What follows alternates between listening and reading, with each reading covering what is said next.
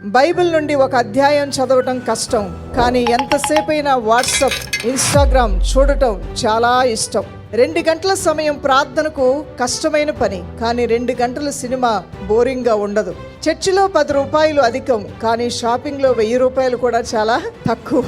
ఆరాధనలు సర్వసాధారణంగా విచారంగా బోరింగ్గా అనిపిస్తాయి కొంతమందికి, కానీ టీవీలో కామెడీ ప్రదర్శనలు వింతగా, ఆనందంగా, విచిత్రంగా, హ్యాపీగా అనిపిస్తుంటాయి.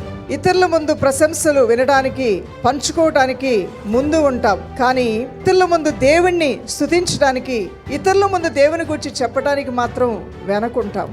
రోజు టీవీ సీరియల్ శీర్షిక కోల్పోకూడదు, కానీ వీక్లీ బైబిల్ స్టడీకి సమయం మాత్రం లేదు అంటాము.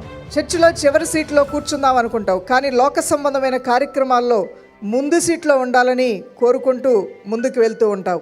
పాఠశాల లేదా కార్యాలయం కోసం సమయానికి వెళ్తాం, కానీ చర్చి సమావేశానికి లేటుగానే వస్తాం. ఆసక్తిని కనపరచాల్సిన నువ్వు ఈరోజు నీలో ఆసక్తి పోయింది. ఆ మొదటి ప్రేమ పోయింది. ఆ బైబిల్ చదవాలంటే బైబిల్ అలా 10 సార్లు చూస్తావు, పక్కన పెడతావు, కానీ ఒక్క అధ్యాయం నువ్వు చదివిన రోజు లేదేమో. చదువుతున్న వారు ధన్యులు, చదవని వారు ఏంటో మీరే చెప్పుకోవాలి. నువ్వు గ్రహించుకొని నా స్థితిని మార్చు ప్రభు అని నువ్వు ప్రార్థన చేసుకోవచ్చు.